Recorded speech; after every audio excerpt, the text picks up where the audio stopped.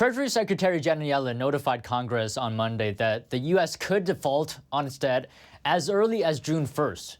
Now, that is if regulators do not raise or suspend the nation's borrowing authority. And here to talk about this with me is Mark Hamrick, Senior Economic Analyst at Bankrate.com. Now, I understand a lot of analysts agree that it's unlikely to happen that the U.S. will default on its debts. But I just want to know, practically speaking, if it does happen, how would a default directly impact regular folks like you and me? Well, it would be an economic catastrophe. I think that is a given, and how that sort of presents itself involves the fact that the government is responsible, the federal government in the United States is responsible for a lot of economic activity, does a lot of business with other businesses, as well as, of course, supplying funding to individuals, whether it's members of the military, federal government employees, to Social Security recipients, and provides health care to people who are senior citizens as well as those who are poor. So you can imagine the impacts where you take out a huge slice of economic activity all at once. And there are also the mechanisms that are involved with, for example, Treasury bonds, where Treasury bonds are part of the backbone of the global financial system, where countries all across the world invest in these instruments, and they are, of course, getting some return on those investments. And so the government needs to be able to meet all of those obligations. And the looming X date is when the government can no longer fund all of those obligations, and that's quite significant. It's never happened before in the United States. Was the United States late for a few days on its debt in the past? Well, we breached the debt ceiling previously, but we did not meet the so-called X date previously. We got very close. And so that was in 2011. And, I think what most of us focus on here is that this is something that's self-inflicted. The debt ceiling does not do a good job of restraining federal spending. That's quite clear when you've got $31 trillion plus of debt. So it's an ineffectual tool, and it only raises the risk that we're talking about right now. And to the degree that it might eventually compel Republicans and Democrats to restrain spending or bring down that level of debt, that, of course, is what people are essentially hoping for at this point. But it's a little like using a sledgehammer to commit surgery. It's too much, and it's ineffectual. Well, what do you think then would be a better way? Well, the better way would be for the government to present a balanced budget on an ongoing basis, or in the rare instances where having more federal debt, or what I should say, in the rare instances where the government needs to use debt to fund its operations, that be a temporary procedure rather than something that has in recent years become more permanent. We have balanced the budget in the U.S. in the past. It happened during the Clinton administration. It happened again during the Obama administration.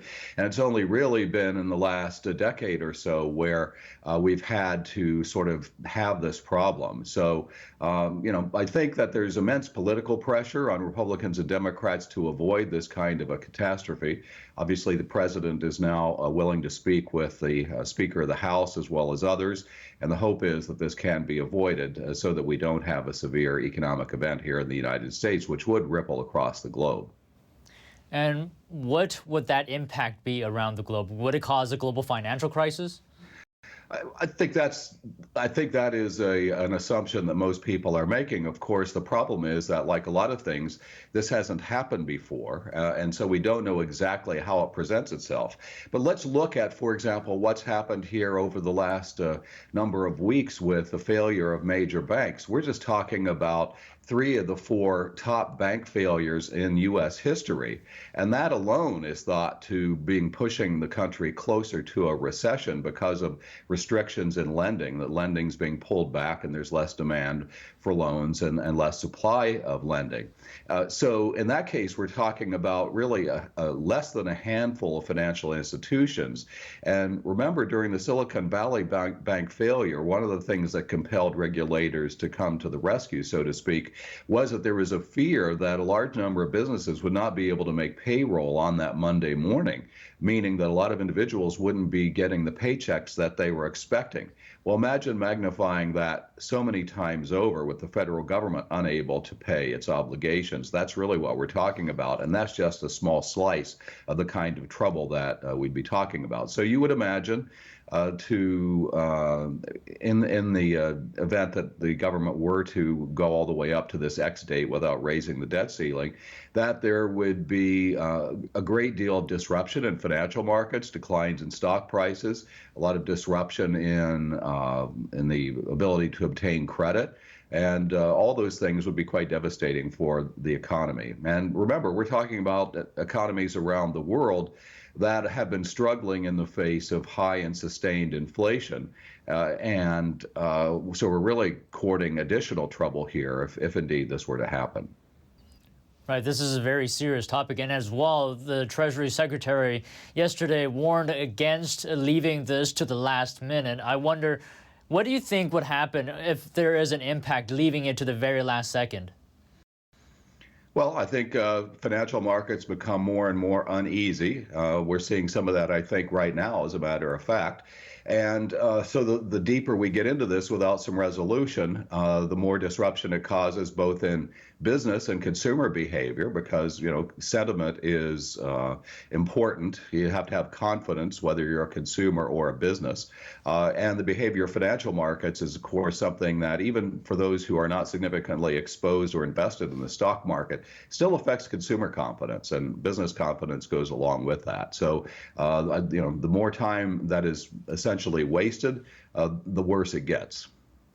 Would it impact the faith and credit of the United States? Well, that's really what we're talking about, right? We're talking about an institution, the United States federal government, having previously been seen as immensely reliable in the ability and indeed the behavior of making good on its obligations. And so for that streak to be interrupted would be something that damages the credibility of the federal government. And she also said something along the lines of raising short-term credit costs would have an impact on that? The presumption is that that borrowing becomes more difficult and more expensive. And, we're seeing what's been happening with the U.S. economy, with the Federal Reserve raising interest rates since March of last year. And that is something that has been, more of a steady increase rather than something that's inflicted by a financial crisis. So, you can imagine that all kinds of business activity and consumer activity gets interrupted in that event. And that's why it's something to be avoided. Now, just one last thing. The likelihood that the U.S. will actually default is very low, is it not?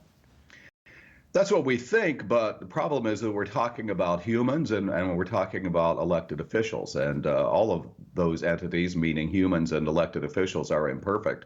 And we've gotten to this condition that we're at right now through totally unnecessary means, meaning that, the government has failed to raise the debt ceiling here once again, meaning members of Congress, and the president needs to negotiate with them, presumably to some degree, to get to a resolution.